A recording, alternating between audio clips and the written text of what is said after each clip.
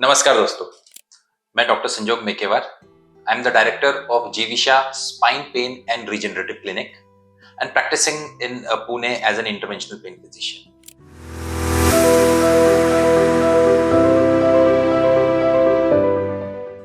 तो दोस्तों, अक्सर हमें मरीज पूछते हैं कि हम पेन को बिना किसी चीरफाड़ या बिना किसी सर्जरी के ट्रीट कर सकते हैं क्या?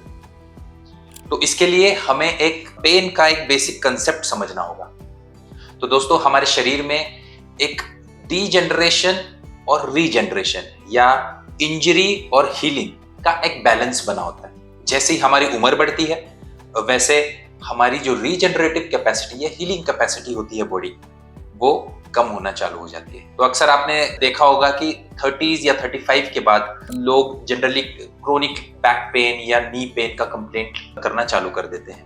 वो इसलिए क्योंकि हमारे बॉडी की हीलिंग कैपेसिटी आफ्टर 30 या 35 इयर्स ऑफ एज कम होना चालू हो जाती है और हमारे बॉडी पार्ट्स स्टार्ट डीजनरेटिंग। और ये डीजनरेशन की वजह से मरीज को अलग अलग पार्ट्स में दर्द का एहसास हो सकता है। तो दोस्तों, जितनी भी नॉन सर्जिकल ट्रीटमेंट मोडालिटीज जो अभी क्लिनिकल फील्ड में अवेलेबल है, वो सब एक बेसिक कंसेप्ट पे काम करते हैं। हमारी बॉडी की जो हीलिंग कैपेसिटी होती है वो डिपेंड करता है कि आपके बॉडी पार्ट में ब्लड सर्कुलेशन कितना हो रहा है, वो ब्लड सर्कुलेशन के थ्रू ऑक्सीजन सप्लाई वो बॉडी टिश्यू को कितना हो पा रहा है। बिकॉज अल्टीमेटली जो हीलिंग जो होती है वो डिपेंड करता है कि आपका एटीपी जनरेशन और एनर्जी रिक्वायरमेंट उस बॉडी या टिश्यू का फुलफिल हो पा रहा है कि नहीं। ये non surgical treatment modalities focus करती है कि आपका ब्लड सर्कुलेशन एंड हेंस आपका oxygen and ATP generation normalise हो सके आपके डिजीज्ड टिश्यू में, और इस तरीके से आपके बॉडी टिश्यू की हीलिंग कैपेसिटी बढ़ सके और आपका पेन दूर हो सके। तो दोस्तों, हम हमारे क्लिनिक में इसी तरीके के क्रोनिक पेन कंडीशंस के ट्रीटमेंट के लिए दो अप्रोच यूज करते हैं। एक तो होता है पेन मैनेजमेंट, जिसमें कि हम कुछ ऐसी मोडालिटीज यूज कर सकते हैं which are non surgical and non invasive, जिससे कि हम पेशेंट का दर्द तुरंत ही कम कर सके। और दूसरा होता है पेन क्योर, और इस पेन क्योर में आता है ऑल दी रीजनरेटिव मोडालिटीज, जिससे कि हम टिश्यू का जो हीलिंग कैपेसिटी है या रीजनरेटिव कैपेसिटी है वो बेहतर करने की कोशिश करते हैं।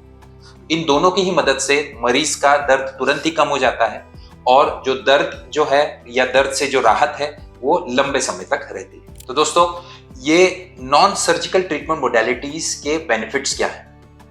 तो सबसे बड़ा और मेन बेनिफिट ये है कि ये सब नॉन सर्जिकल ट्रीटमेंट ऑप्शंस हैं। इसमें शरीर पे कोई भी चीरफाड़ नहीं होती।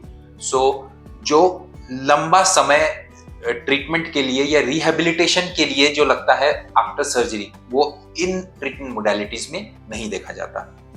ये डे केयर सर्जरीज होती है, इसमें कोई हॉस्पिटलाइजेशन की जरूरत नहीं होती है। मरीज सुबह आता है, प्रोसीजर करने के बाद तुरंत ही घर जा सकता है। ये ट्रीटमेंट मोडालिटीज के जनरली कोई साइड इफेक्ट्स नहीं होते। सेकेंडली, जो कॉम्प्लिकेशन रेट है वो बहुत ही कम होता है। ये ट्रीटमेंट मोडालिटीज बहुत ही टारगेटेड वे में काम करती है, बिकॉज इन्हें अल्ट्रासाउंड गाइडेंस या एक्सरे गाइडेंस के अंडर ही किया जाता है। और एक सवाल जो हमारे मरीज जनरली हमें पूछते हैं कि ये पेन रिलीफ जो हमें मिल रहा है वो टेम्पररी है या परमानेंट? तो जैसे कि मैंने आपको एक्सप्लेन किया कि क्रोनिक पेन ट्रीटमेंट्स में हम दो तरीके के अप्रोच यूज कर सकते हैं। जो पेन क्योर का जो मोडालिटीज जो हम यूज करते हैं, दैट इज रीजनरेटिव मोडालिटीज।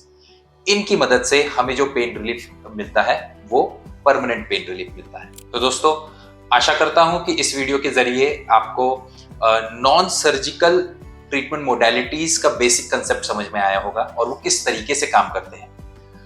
अगर आप भी क्रोनिक पेन से पीड़ित हैं और आप ये non surgical treatment modalities use करना चाहते हैं तो आप हमें कांटेक्ट कर सकते हैं। अगर आपको नॉन सर्जिकल ट्रीटमेंट मोडालिटीज के बारे में कोई क्वेरीज है तो आप हमें कमेंट सेक्शन में पूछ सकते हैं या आप हमें कांटेक्ट कर सकते हैं।